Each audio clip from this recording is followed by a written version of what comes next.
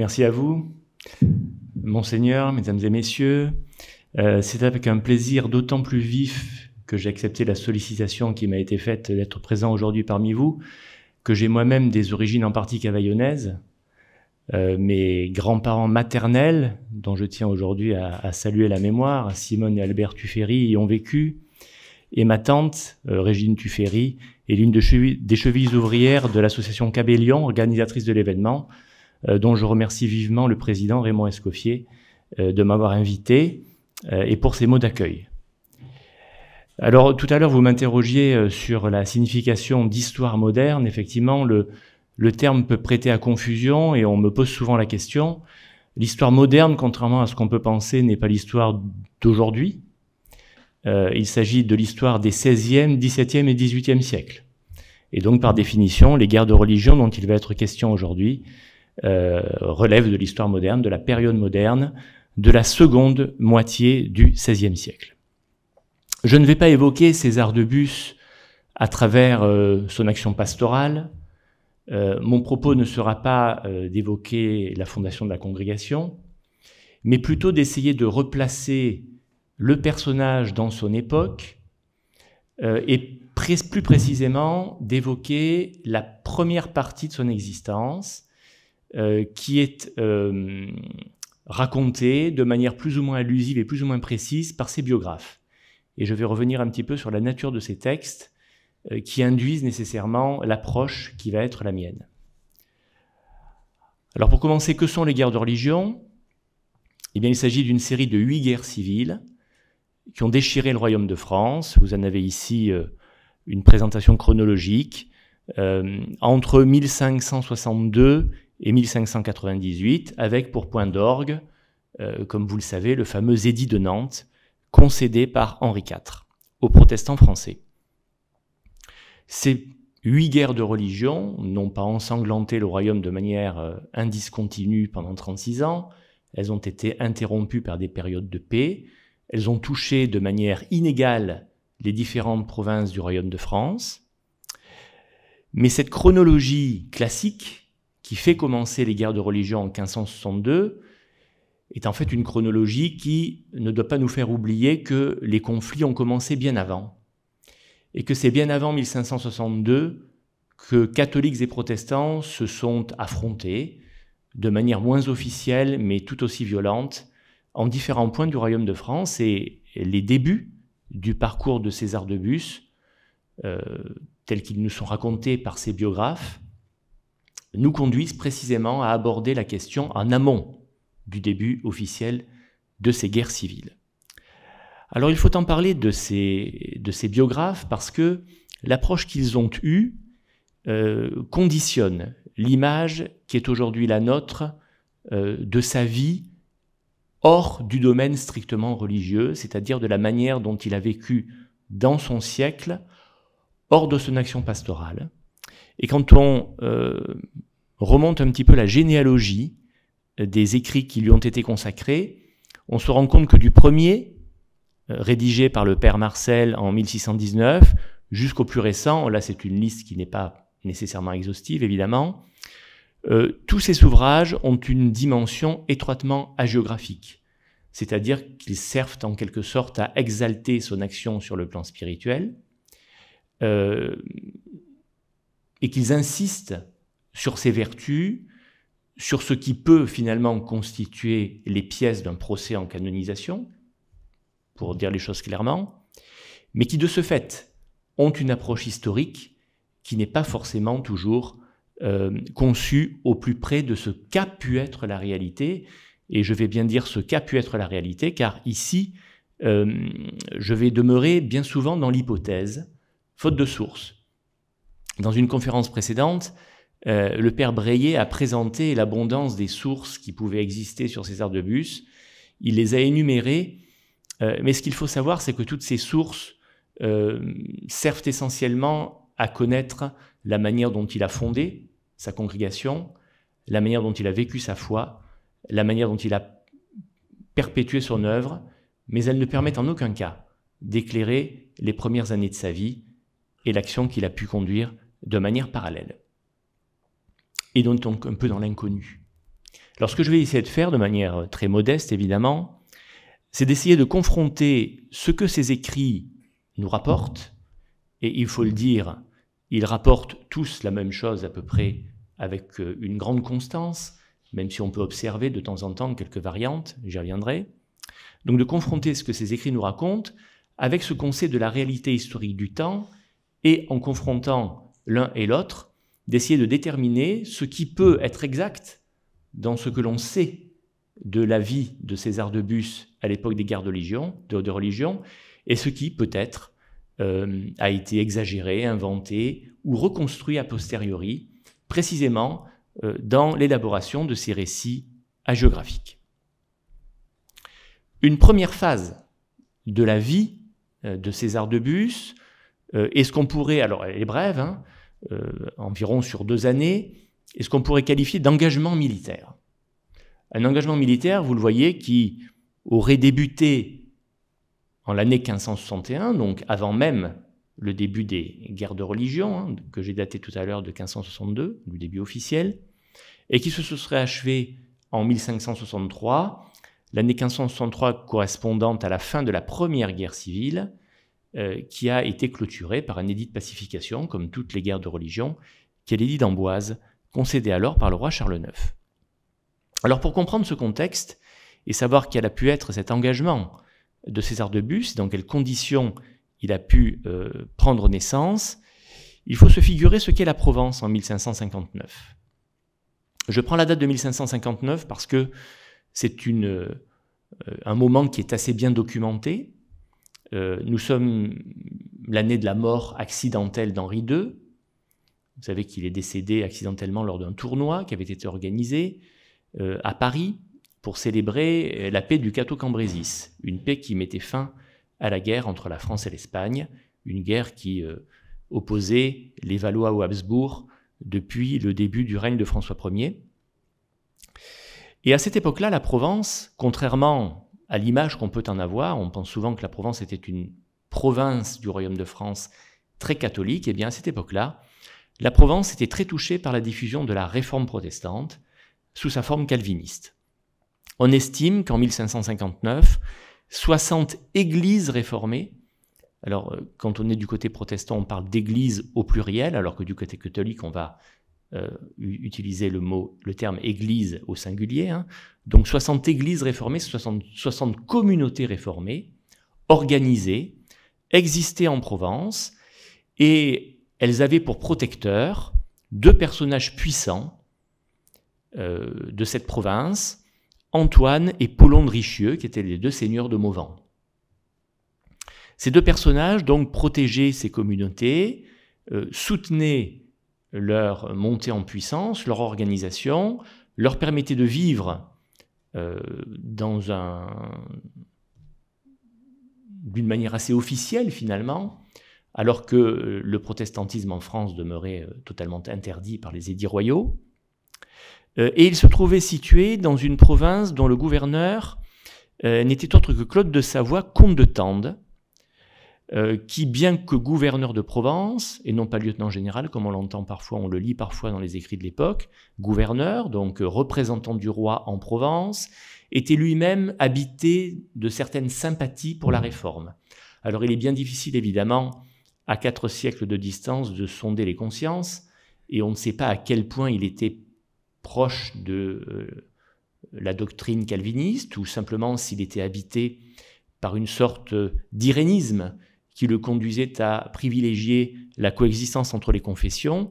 Toujours est-il qu'il était le protecteur des Mauvans, ces chefs protestants, et que, autant que faire se peut, il leur évitait de subir les foudres de la justice royale.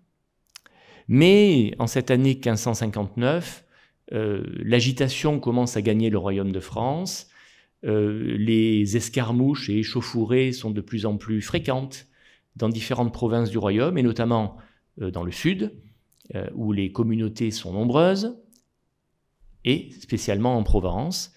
Et une révolte protestante a lieu dans la province, et à l'issue de cette révolte, l'un des frères Mauvant, Antoine, meurt assassiné en 1559.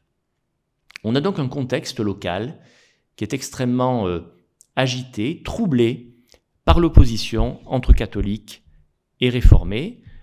Et le comte de Tende joue ici un rôle qui n'est pas d'une clarté absolue, tout en demeurant parfaitement fidèle aux instructions royales.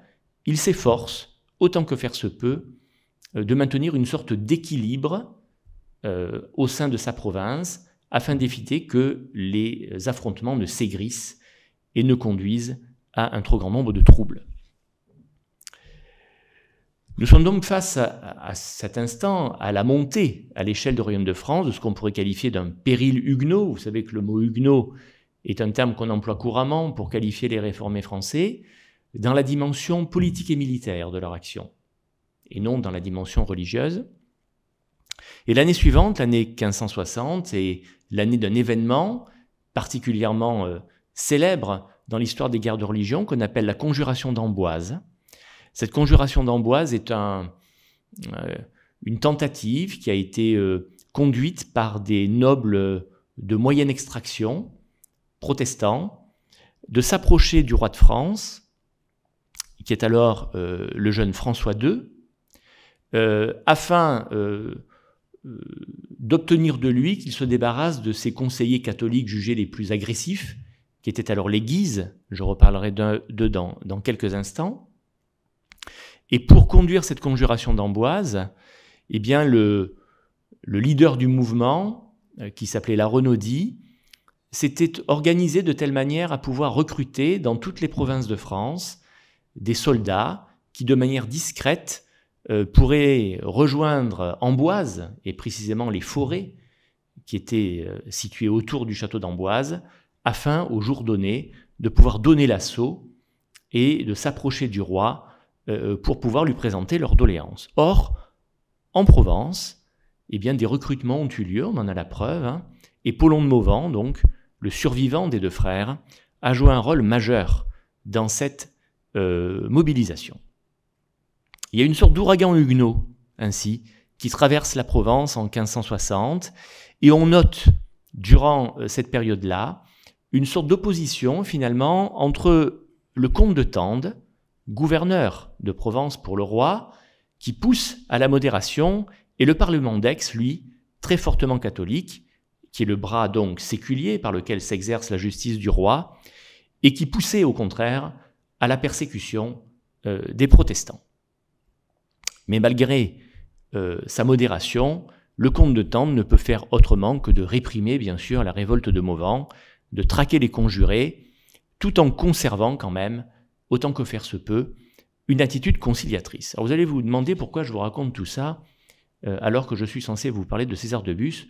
Tout simplement parce que cela va me permettre, dans les minutes qui vont venir, d'essayer de confronter ce que l'on sait de César de Bus à cette époque et de son engagement avec la réalité locale, et d'essayer d'en dégager une probabilité, puisqu'on ne peut jamais parler de certitude en matière d'histoire à 4 siècles de distance.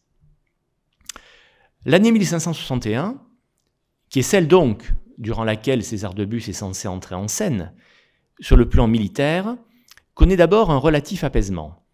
Le roi François II est décédé en décembre 1560. Sa mère, Catherine de Médicis, a alors pris la régence du royaume, puisque son successeur, le jeune Charles IX, était âgé de seulement 10 ans. Et elle a essayé de conduire une politique d'apaisement entre les confessions, entre catholiques et protestants. Et cette année 1561 a été, comme à l'échelle de tout le royaume, relativement calme. Mauvent était exilé en Suisse, la Suisse calviniste, par sécurité.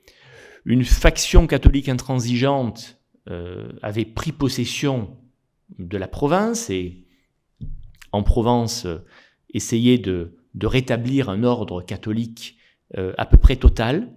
Et à sa tête se trouvait Durand de Pontevès, seigneur de Flassan, qui s'appuyait toujours sur le Parlement ultra-catholique et qui finalement continuait à s'opposer de manière plus ou moins sourde au comte de Tende, toujours modéré et toujours en recherche de coexistence. Il n'en demeurait pas moins qu'au cours de cette année 1561, les tensions montaient. Elles montaient non seulement en province, mais plus généralement à l'échelle du royaume. Et pour bien comprendre ce qui se passe en Provence, il faut déjà appréhender ce qui se passe à l'échelle du royaume tout entier. La réforme protestante est alors devenue extrêmement puissante. Puissante, pas tellement sur le plan spirituel. On considère à peu près que en 1562, année d'expansion maximale de la réforme protestante en France, environ 10% des sujets du roi de France étaient protestants, mais puissante sur le plan politique. Parmi les convertis, et à la tête de ce qu'on appellera le parti huguenot, se trouvait Louis Ier de Bourbon, prince de Condé, membre donc de la lignée des Bourbons, l'une des deux branches de la lignée royale, les Valois et les Bourbons. Il était ce que l'on appelle un prince du sang, il était le deuxième prince du sang, derrière son frère Antoine de Bourbon, qui, bien qu'ayant été connu pour avoir eu des sympathies luthériennes, est demeuré le restant de ses jours officiellement catholique, donc un personnage éminent. Il avait aussi à sa tête, ce parti huguenot, l'amiral de France, Gaspard de Coligny, personnage particulièrement important dans l'histoire des guerres de religion, ou encore François d'Andelot, frère de Coligny, colonel général de l'infanterie française. On avait donc une puissance militaire protestante à l'échelle du royaume de France qui était tout à fait considérable. En face se trouvait une puissance encore plus grande, la puissance constituée de la noblesse catholique, à la tête de laquelle se trouvaient les plus intransigeants de celle-ci, parmi lesquels il faut citer les membres de la famille de Guise, le duc François de Guise et son frère, le cardinal Charles de Lorraine, mais aussi le connétable de France, Anne de Montmorency, qui avait servi les rois de France depuis François Ier et qui était toujours fidèle au poste malgré un âge relativement avancé, ou encore le maréchal de Saint-André, Jacques d'Albon, qui formait avec François de Guise et Anne de Montmorency ce qu'on appelait alors une sorte de triumvirat. Et c'est l'opposition entre ces deux factions puissantes sur le plan politique et militaire qui donne naissance, qui en quelque sorte engendre le début des guerres civiles en 1562, guerres civiles au cours desquelles le comte de Tende continue d'adopter une attitude ambiguë, en assez forte adéquation avec celle qu'il avait pu adopter au cours des années précédentes, une attitude tellement ambiguë que le roi, peu satisfait de son service et peut-être un petit peu dubitatif quant à sa détermination à réprimer la réforme protestante en Provence, envoie un autre personnage pour le seconder, pour être ce qu'on appelle son lieutenant général. Vous savez que dans chaque province du royaume, à l'époque, il y avait toujours un gouverneur et un lieutenant général pour le roi. Et en général, le lieutenant général était un peu l'œil du roi qui lui permettait de surveiller le gouverneur. Un peu comme ça que les choses se passaient. Et il se trouve que le personnage envoyé par le roi pour seconder officiellement le comte de Tende n'est autre que le fils de ce dernier, Honoré de Savoie, comte de Sommerive, qui était beaucoup plus fermement catholique que son père. Et au cours de cette première guerre de religion, il y a une sorte de guerre entre le père et le fils qui se déroule en Provence, l'un protégeant plus ou moins les protestants, l'autre les combattant avec détermination. Et au cours de cette première guerre civile, le comte de Tende, donc gouverneur, finit par se retirer à Turin, pliant devant les forces mises au service de son fils. Alors est César de Bus. Eh bien, tout ce que je viens de vous exposer permet d'essayer de comprendre quel a pu être le rôle qu'il a joué dans ces premières années des guerres civiles en Provence. Il y a une grande incertitude qui règne quand on lit les écrits de ses biographes sur son engagement militaire et sur la date exacte de son engagement militaire. On parle de 1561 et on dit alors qu'il s'est fermement engagé militairement contre l'hérésie, et ses biographes racontent qu'il s'est engagé derrière le comte de Tende, alors que je viens de vous expliquer que, précisément, le comte de Tende n'était pas le plus radical parmi les opposants aux réformés. On raconte aussi, ces biographes racontent, qu'il aurait été alors à la tête d'une compagnie d'infanterie. Bon, une compagnie qu'il aurait peut-être levée lui-même sur ses propres deniers, ce n'est pas totalement improbable. Bien des nobles de province puisaient dans leur clientèle locale pour lever des compagnies d'infanterie et se mettre au service du roi. Mais on peut se demander, étant entendu qu'il était lui-même fortement catholique, si ce n'est pas plutôt au service de Sommerive qu'il est alors entré, plutôt qu'au service du comte de Tende. Donc là, il y a une première incertitude sur laquelle il faut s'interroger, d'autant plus que pour ceux qui ont écrit, et ils ont écrit bien longtemps après les faits, puisque le premier biographe s'est exprimé en 1619, eh bien il pouvait y avoir confusion entre le père et le fils, puisque Sommerive est devenu à son tour comte de Tende en 1569, après la mort de son père. Donc c'est plutôt du côté de Sommerive, sans doute, que César de Bus s'est engagé lors des prémices de la première guerre civile. On peut même s'interroger, à la lecture de ses biographies, pour savoir s'il n'est pas même sorti de la province, s'il n'a pas quitté la Provence à la tête de son petit contingent pour rejoindre l'armée royale. Alors quand on lit certains biographes, on trouve l'affirmation selon laquelle il aurait participé à la bataille de Dreux. Qu'est-ce que la bataille de Dreux? Il s'agit de la seule bataille rangée qui a eu lieu pendant la première guerre de religion.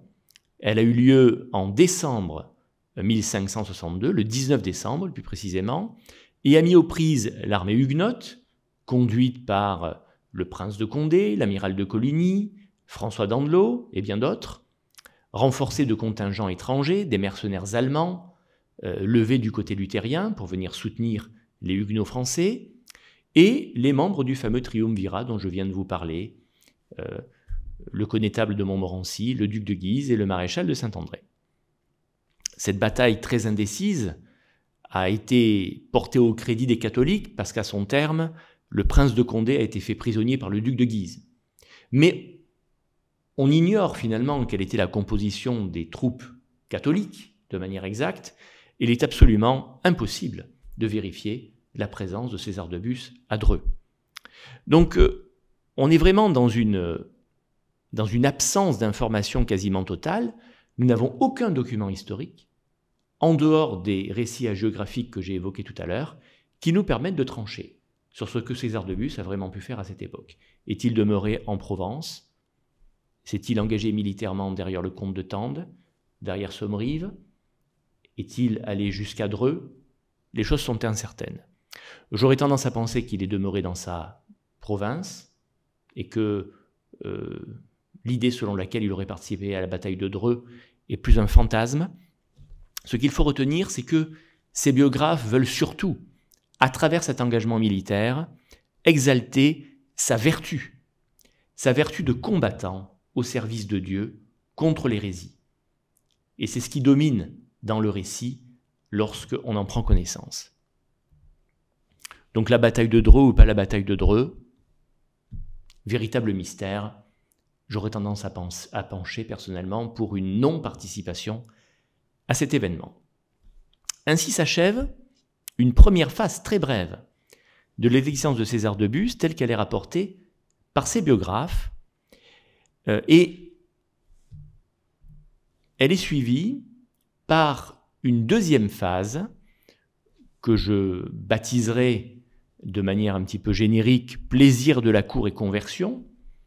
Alors, vous avez vu que j'ai mis « conversion » entre guillemets, vous comprendrez pourquoi tout à l'heure, et qui s'étendrait après une période de flou artistique sur laquelle je vais revenir, de 1565 à 1575. Alors là encore, sur le plan historique, on est en grande difficulté. En grande difficulté pour démêler, dans les récits hagiographiques qui sont donnés de César de Bus, ce qui est affirmé de ce qui a réellement pu être. Et ça aussi, c'est un problème qu'il est presque impossible de résoudre, mais à propos duquel on peut émettre quelques hypothèses. Il y a une première phase qui précède ce que j'ai appelé les plaisirs de la cour.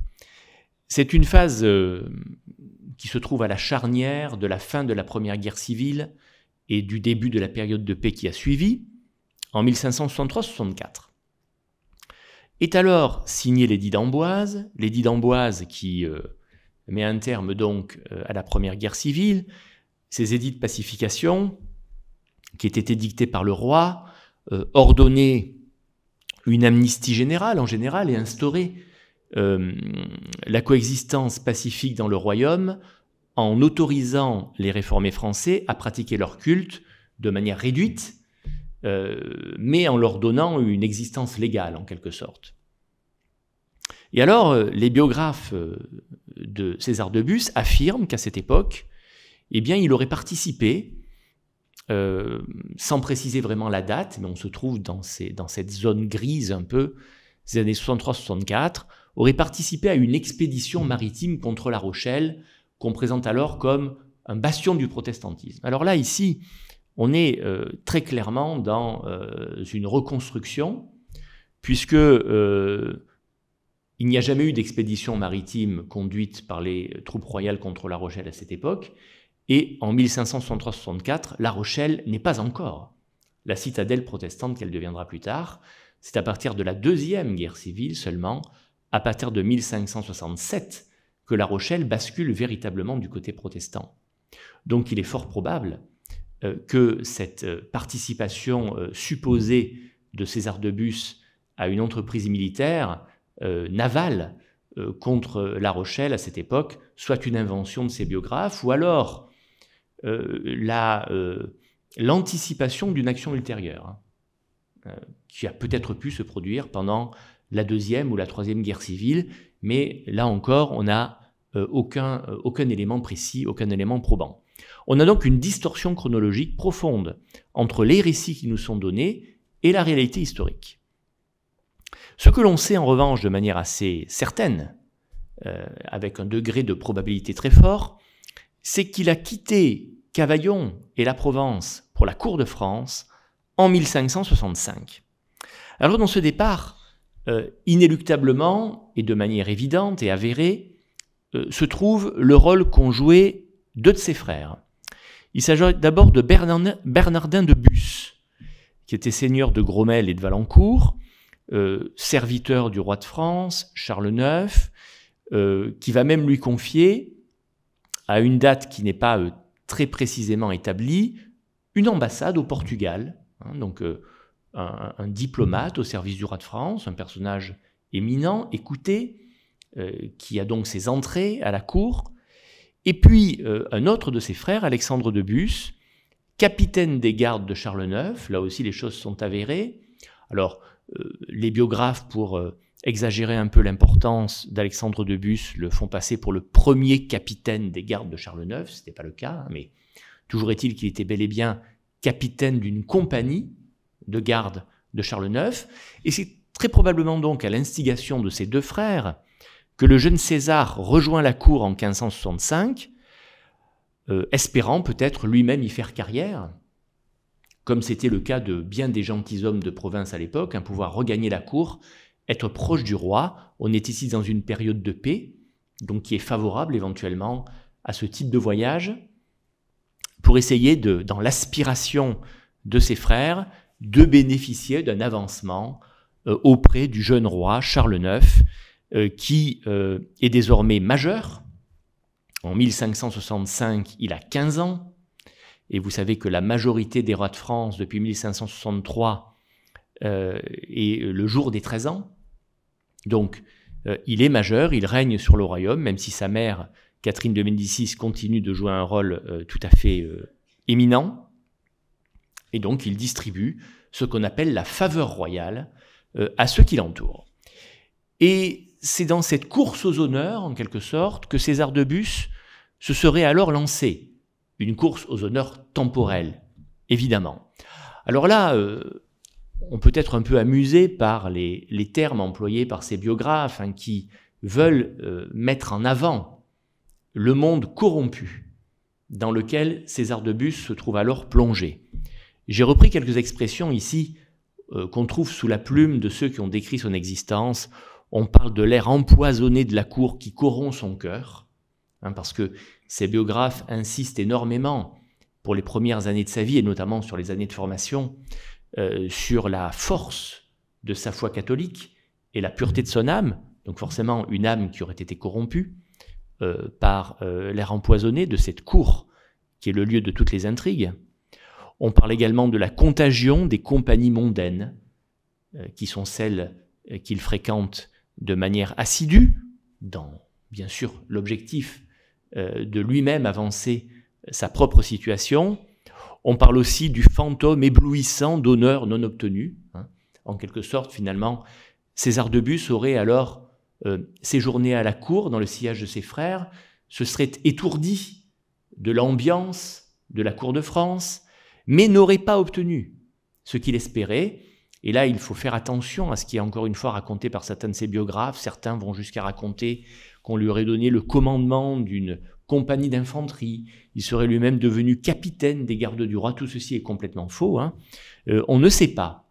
C'est là la réalité, ce qu'il a fait à la cour de France. Il n'y a aucune trace. Pendant ces 3 années, les 3 années ou les 4 années qu'il y a passé, toujours est-il qu'il en est revenu, sans doute, en 1568 ou 1569, on ne sait pas, là aussi, le flou chronologique est absolument total, et il est revenu à Cavaillon, donc sa terre natale, mais lorsqu'il est revenu, et les biographes insistent beaucoup sur ce fait, et je vous expliquerai tout à l'heure, par hypothèse, pourquoi ils insistent tant, eh bien, il est revenu contaminé par la cour. C'est-à-dire que son cœur pur des origines, des premiers temps de son éducation, n'était peut-être plus aussi fermement tourné vers la défense de la foi. Il rêvait de grandeur, il espérait avancer sa situation, et il serait alors parti pour Avignon, une cité plus grande, où peut-être un destin plus brillant pouvait l'attendre. Alors vous le remarquez, nous sommes ici confrontés à une chronologie des plus impressionnistes. Les dates ne figurent généralement pas dans les récits de la vie de César de Bus. On peut reconstituer de manière plus fine la chronologie parce qu'on indique quel âge il avait. Alors connaissant sa date de naissance, eh bien on peut dire, tiens, on se trouve probablement en telle année. On peut aussi inférer la date de tel ou tel événement relatif à sa vie parce qu'on évoque un événement par ailleurs connexe qui peut être lui précisément daté, mais il n'en demeure pas moins qu'on ne sait pas vraiment ce qu'il a fait durant ces années. Est-ce qu'il a participé ou pas, d'une manière ou d'une autre, aux 2e et 3e guerres civiles, qui ont eu lieu pour la première en 1567-1568, pour la seconde, pour la troisième, entre 1568 et 1570, on ne sait pas. Quand est-il parti exactement pour Avignon? On n'en sait rien. Y a-t-il conduit une vie de plaisir et de délices, comme on nous le dit? S'y est-il laissé aller à la dépravation, comme c'est parfois affirmé? On n'en sait rien non plus. On a donc un flou chronologique qui s'étend sur de très nombreuses années et à propos duquel aucun document historique n'est susceptible de nous éclairer. En revanche, on a une certitude, c'est qu'il est revenu à Cavaillon en 1573, et pour un événement bien précis, c'est la mort de son père. La mort de son père qui est survenue le 23 mars 1573. Son père, un notable local qui avait exercé des fonctions dans la magistrature municipale. Et alors, dans le récit de ses biographes, cette mort aurait constitué une sorte de choc salvateur, un choc spirituel, un choc psychologique, et ainsi, César de Bus se serait engagé sur un nouveau chemin qui devait le conduire à ce qu'on va appeler, et là je maintiens mes guillemets, la conversion. Alors il faut bien comprendre que tout ce que je vous ai présenté jusqu'à présent relève d'un discours convenu qu'on trouve très souvent présenté dans les vies de ceux dont on veut exalter les mérites et les vertus, parce que nous avons un discours qui a été reconstruit dans un but hagiographique. La date officielle de cette conversion, entre guillemets, je vais revenir sur le sens auquel qu'il faut attribuer à ce terme exactement, est 1575. Alors là, on voit quelle a été la reconstruction, parce que chez ces biographes, il aurait été non seulement choqué par la mort de son père, mais il aurait été également choqué par la mort d'un de ses frères, Charles, qui était chanoine, avant donc sa conversion de 1575. Or, on sait de sources sûres que son frère Charles est mort en 1577. Donc, ce second choc, en quelque sorte, de la mort de son frère, n'a pu jouer aucun rôle dans cette conversion. Mais ces biographes ont reconstruit le passé et ont fait précéder la mort de son frère, ont fait précéder sa conversion, entre guillemets, par la mort de son frère. Donc le double choc, finalement, aurait contribué à le faire revenir à ses premières conceptions, à la manière dont il avait primitivement vécu. On a donc un récit qui est mis au service d'une démarche hagiographique et qui est donc une reconstruction classique pour rendre évidente, et c'est le terme qui est employé à nouveau par les hagiographes, les voies merveilleuses de Dieu. Que sont ces voies merveilleuses de Dieu? Eh bien, ce sont les voies qui sont censées avoir conduit César de Bus vers cette fameuse conversion. Et on a un processus de reconstruction rhétorique d'un parcours qui doit mener à un moment donné vers la reconnaissance d'une qualité spirituelle exceptionnelle qui ferait de César de Bus un saint. On exalte ses vertus prodigieuses, et je veux revenir donc sur le sens de cette notion de conversion et sur les modalités de celle-ci. Que faut-il entendre par conversion? En fait, il y a plusieurs sens que l'on peut attribuer au terme. Évidemment, tout le monde pense à un changement de confession. Quand on parle de conversion, eh bien, on est catholique, on devient protestant, ou on est protestant et on devient catholique. Là, je parle pour le XVIe siècle, parce qu'au XVIe siècle, l'athéisme est une conception qui est peu accessible aux hommes de l'époque. On est catholique, on est protestant, on est chrétien. Dans un cas comme dans l'autre, on est luthérien, on est calviniste, on peut être anglican, etc. Mais on n'est pas athée.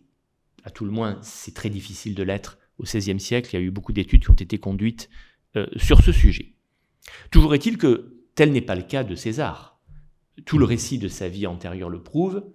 C'est déjà un catholique exemplaire. Et de ce fait, il ne s'agit pas d'une conversion de César au catholicisme. Il s'agit plutôt, et c'est l'autre sens du mot conversion, et c'est comme ça qu'il faut l'entendre ici en ce qui le concerne, d'une sorte de moment clé, d'une rupture dans sa vie spirituelle. Le terme de conversion est employé pour démontrer qu'il y a eu à ce moment-là, chez lui, une sorte de prise de conscience. Une prise de conscience, je l'ai dit, qui aurait été en grande partie déclenchée par la mort de son père en 1573, mais aussi par d'autres éléments extérieurs que ces biographes développent abondamment, et qui finalement auraient fait changer son identité spirituelle, l'aurait fait passer de simple catholique à un catholique militant, aurait marqué une étape dans l'intensité de son engagement en faveur de la foi catholique. Et ça, c'est le véritable sens du mot conversion qu'il faut entendre en ce qui concerne César de Bus. Et puis, il y a un autre élément qui est très intéressant dans les récits de ces biographes, c'est le caractère subi de l'événement, soudain.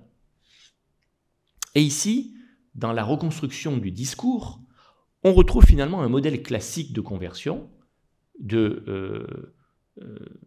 omniprésent dans les récits généralement hagiographiques, ou même dans les récits tout court de personnages dont on veut exalter les vertus, c'est le modèle paulinien. Ici, tout simplement, on reprend l'exemple de saint Paul, dont la conversion sur le chemin de Damas, racontée dans la Bible, a été totalement inattendue, brutale, et qui a engendré chez lui une volonté missionnaire. C'est un topos de la littérature de conversion, et on le trouve partout, du côté catholique comme du côté protestant. J'illustre du côté protestant, Luther se serait converti, entre guillemets, sous l'orage, en 1505. Pris sous l'orage, il aurait juré d'entrer au couvent des Augustins s'il réchappait au péril qu'il subissait, parce que la foudre tombait de tous côtés. Et brutalement, donc, il se serait converti. Calvin lui-même, donc l'autre grand réformateur, dans ses écrits, même s'il parle peu de lui-même, il est très peu loquace en ce qui le concerne, parle de conversio subita, en ce qui le concerne. Alors, cette expression latine peut être interprétée de deux manières.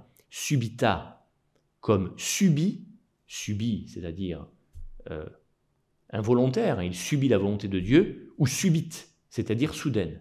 Et finalement, de manière conjointe, de manière à la fois subie et soudaine. Eh bien, on applique ce modèle à César de Bus.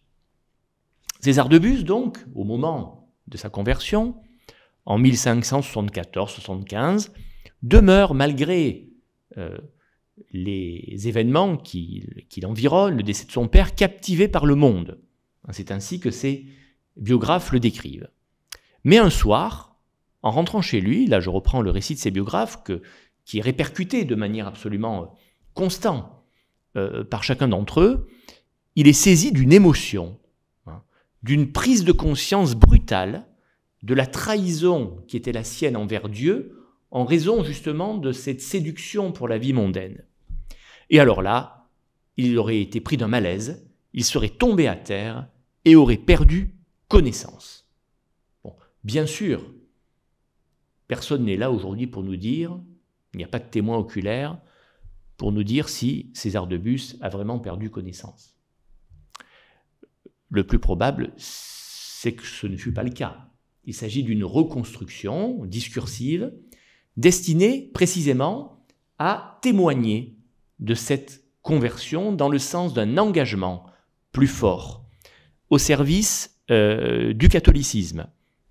Le Christ lui serait alors apparu, comme il était apparu à saint Paul sur le chemin de Damas. Donc on est vraiment dans le topos littéraire, dans le topos de la littérature hagiographique, et il décide alors, à ce moment, de s'engager sans réserve au terme d'un combat intérieur, parce qu'on nous raconte quand même que après cette apparition, il a dû continuer à lutter pendant un certain temps contre les séductions de la vie mondaine. Eh bien, il serait donc alors, il aurait pris la décision, au terme de ce combat intérieur, de s'engager de manière plus définitive et plus forte au service du catholicisme romain. Il s'agit donc d'une conversion qu'on pourrait qualifier, si on veut l'insérer dans les courants historiographiques actuels, d'une conversion du réaffilié. C'est-à-dire, ce n'est pas celui qui change de religion, mais c'est celui qui, étant déjà catholique, se trouve encore plus intensément enraciné et poussé à revendiquer son identité religieuse et donc à mettre en œuvre tout ce qu'il peut pour la défendre. Tout ceci nous permet, en quelque sorte, de réinterpréter et de reconsidérer tout le flou chronologique antérieur que je viens d'évoquer. Pourquoi finalement raconte-t-on ce qui précède avec beaucoup d'imprécision? Pourquoi présente-t-on la vie de César de Bus de manière très impressionniste dans les années qui ont précédé la conversion, alors que quand on lit les récits, on se rend compte que 90% du récit concerne ce qui est postérieur à la conversion et pour lequel, pour le coup, on dispose de documents historiques? Eh bien, tout simplement parce que cette stratégie rhétorique permet de mettre en évidence la rupture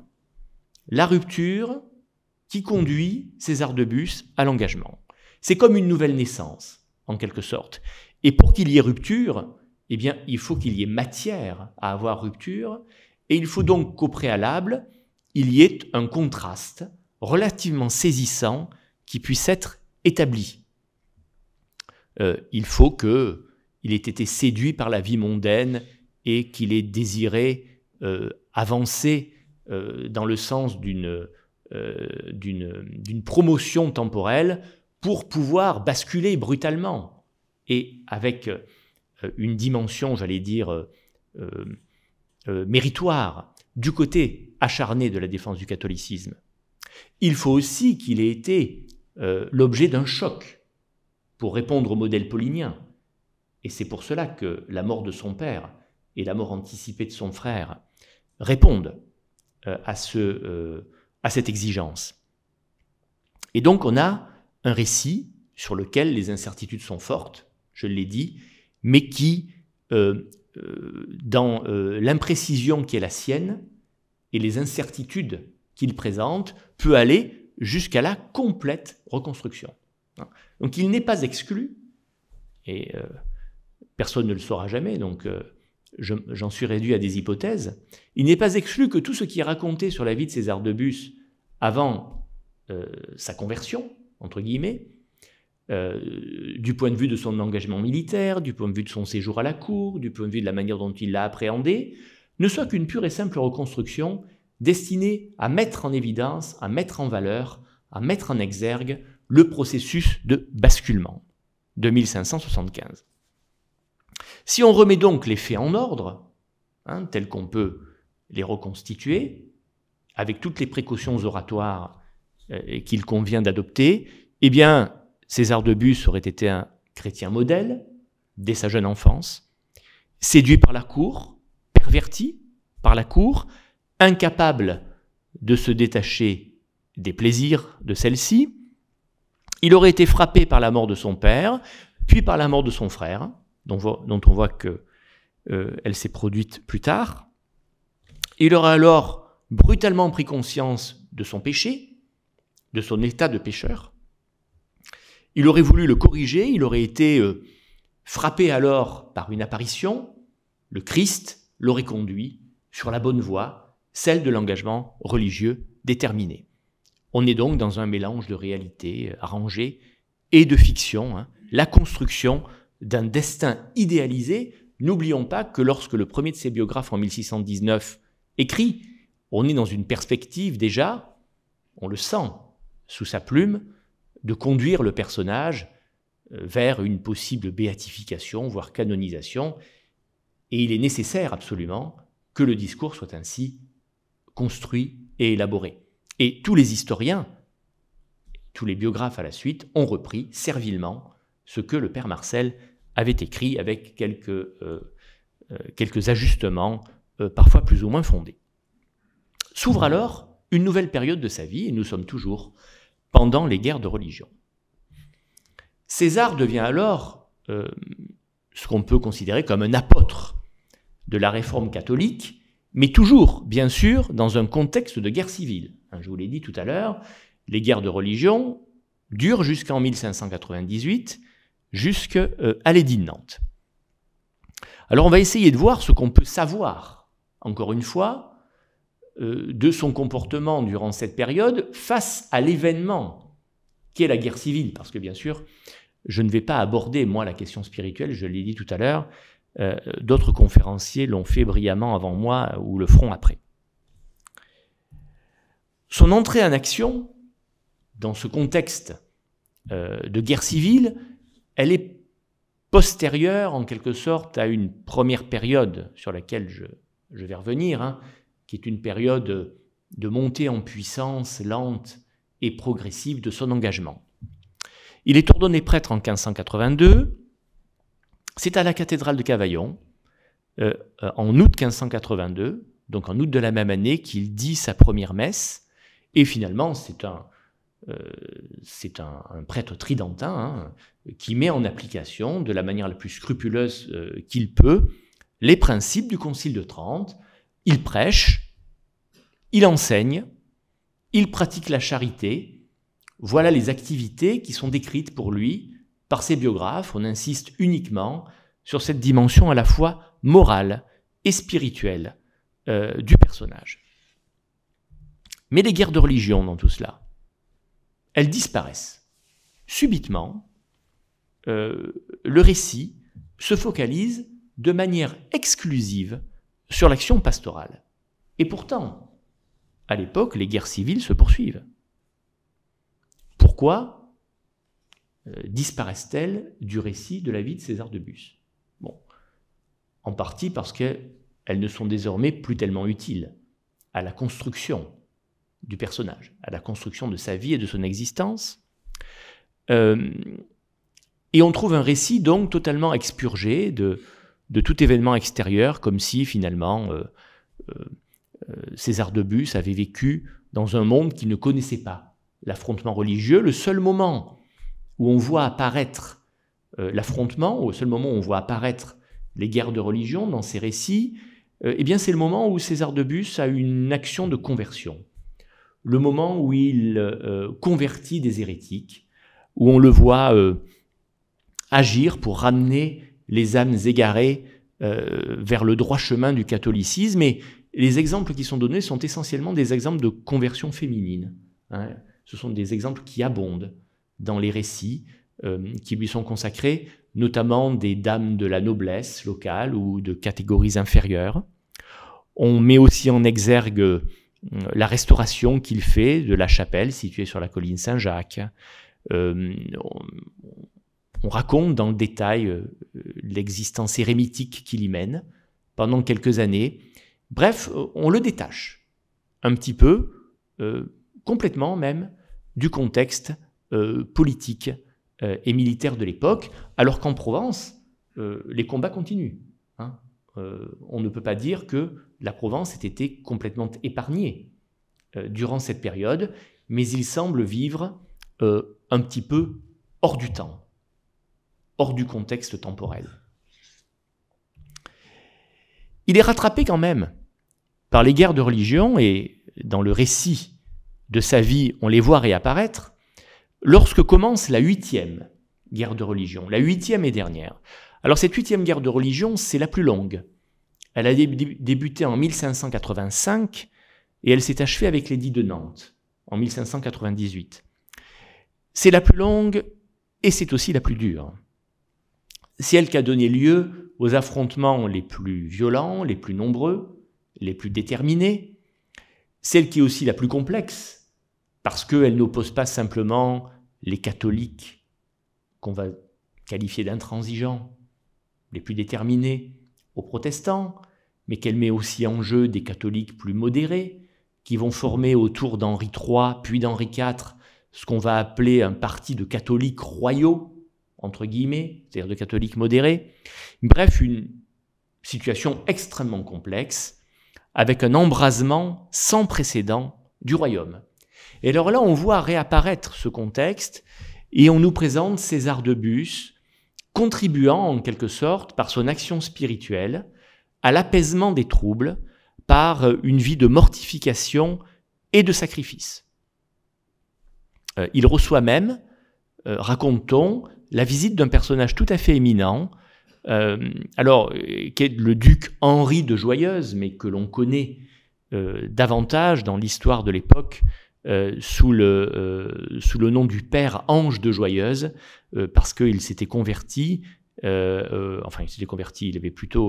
il s'était engagé dans une vie religieuse, était devenu capucin en 1587. Alors Ange de Joyeuse, ou Henri de Joyeuse, n'était pas n'importe qui. C'était le frère de l'un des favoris d'Henri III, le duc Anne de Joyeuse. Vous savez qu'Henri III était à l'époque entouré de toute une cour de jeunes hommes de son âge, que l'historiographie a appelé les mignons. Et ce qualificatif de mignon a donné lieu à de multiples interprétations historiographiques, parce qu'on a considéré le mot dans le sens qu'on lui donne aujourd'hui. On imaginait finalement Henri III entouré d'une cour homosexuelle, hein. Ils étaient tous habillés à la mode italienne à l'époque, portaient des boucles d'oreilles, et il y avait cette interprétation qui était donnée, en fait totalement fallacieuse, parce que le mot mignon au XVIe siècle est tout simplement un synonyme de favori. Hein. Et donc Henri III était entouré de ses mignons, donc de ses favoris.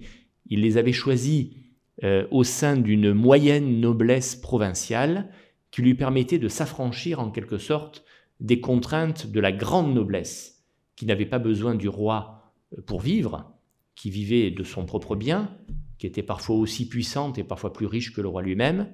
Et donc, en s'entourant finalement de cette noblesse provinciale, il s'assurait de sa fidélité puisqu'elle lui devait tout et qu'il pouvait à tout moment lui reprendre ce qu'il lui avait donné. Et Anne de Joyeuse, donc, frère de ce fameux père Ange de Joyeuse, était l'un des deux principaux favoris d'Henri III, avec le duc d'Épernon, l'autre grand favori. On les appelait les archi-mignons.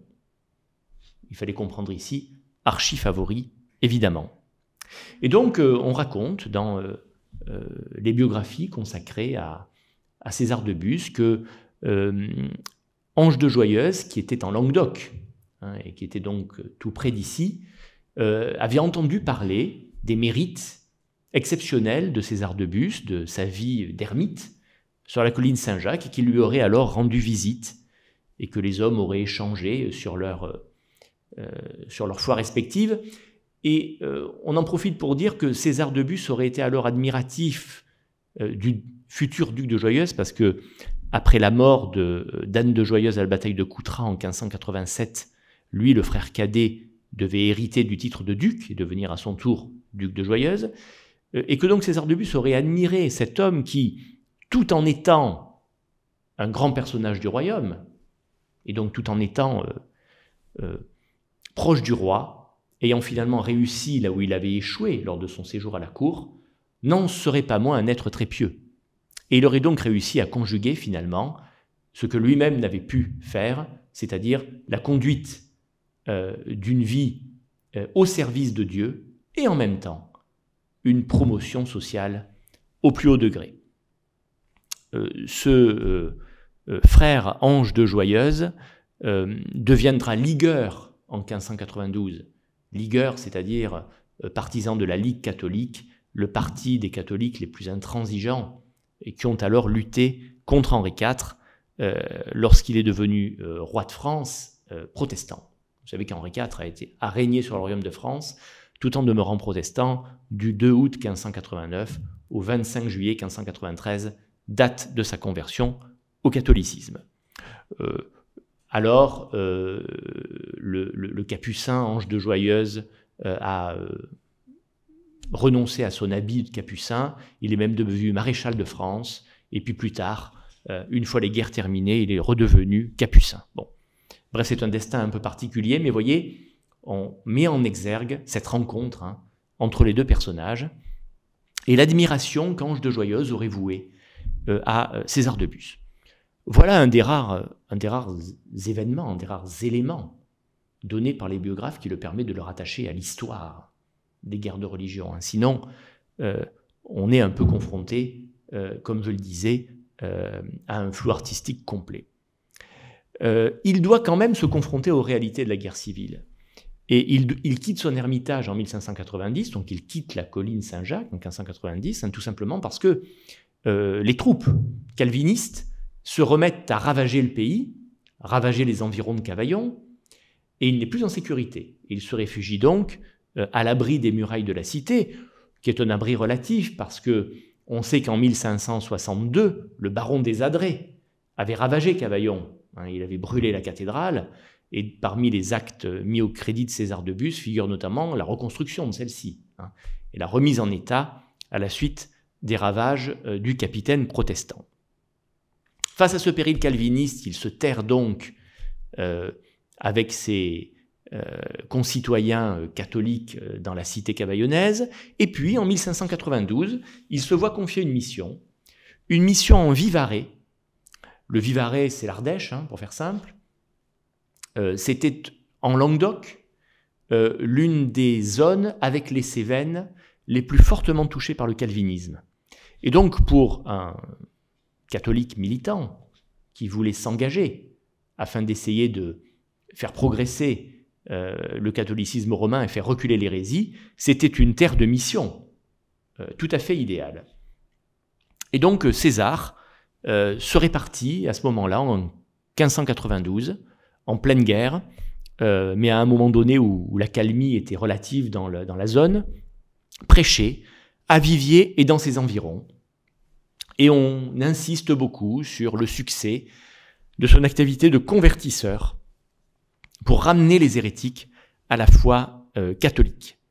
Puis quand les événements se font à nouveau trop durs, quand le péril militaire devient trop grand, eh bien il revient à Cavaillon et c'est alors qu'il fonde la congrégation des prêtres de la doctrine chrétienne. Voilà. Et à partir de là, toute sa biographie, tout le récit de ses biographes se concentre de manière totalement exclusive sur la création de la congrégation, son action en son sein, sa spiritualité, son apostolat, ses écrits, et on perd complètement de vue les guerres de religion, dont vous voyez déjà que il faut avoir un œil assez acéré pour les apercevoir durant toute son existence. En guise d'épilogue, eh bien malheureusement César devient aveugle en 1596, et c'est après cet événement tragique, mais qui n'affecte en rien sa foi, que sa congrégation reçoit l'approbation pontificale par Clément VIII en décembre 1597. On est alors à la fin des guerres de religion, et on ne trouve, par exemple, aucune trace dans les récits de sa vie de la réaction qu'il aurait pu avoir à la promulgation de l'édit de Nantes par Henri IV. Il n'aurait pas été incongru qu'on évoque la perception qu'il avait pu en avoir. Était-il finalement enclin à considérer, comme l'étaient certains catholiques, que c'était une bonne chose que d'autoriser la coexistence? Était-il résigné à cette coexistence comme un mal nécessaire, comme nombre de catholiques modérés l'étaient, ou au contraire a-t-il considéré, comme ce même Clément VIII, que l'édit de Nantes était une catastrophe pour le royaume de France? On prête à Clément VIII la formule suivante: quand il a appris qu'Henri IV avait signé l'édit de Nantes, il aurait dit « cela me crucifie ». Donc, signe de désespoir de voir le roi de France autoriser la coexistence de deux confessions dans le royaume, calvinisme et catholicisme. Bref, on n'en sait rien. Impossible de savoir la manière dont César a réagi à cet événement, comme il est impossible de savoir si il a ressenti d'une manière ou d'une autre les affrontements militaires, tout absorbé qu'il était et tout absorbé que ses biographes le représentent comme un personnage uniquement consacré à la dévotion et à la transmission surtout de cette dévotion par l'enseignement et la prédication, par la fondation de différentes maisons, de différentes congrégations. Je n'y reviens pas, tel n'est pas mon sujet. Pour conclure, je voudrais donc vous dire que finalement, si on veut essayer de connaître César de Bus hors de son activité pastorale, hors de la fondation de la congrégation, hors de ses écrits purement religieux, si on veut essayer d'extraire le personnage d'un récit seulement hagiographique pour le replonger dans l'histoire, eh bien, on est en grande difficulté. Et c'est ce que j'ai découvert en m'intéressant au personnage. Je m'attendais, je dois vous le dire, je ne connaissais pas César de Bus, je ne connaissais pas sa vie.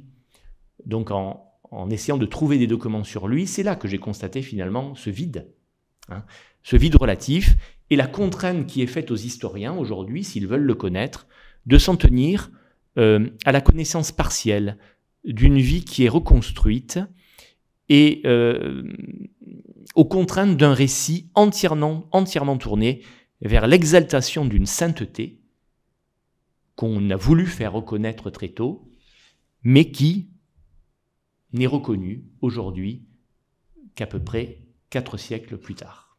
Voilà, je vous remercie pour votre attention.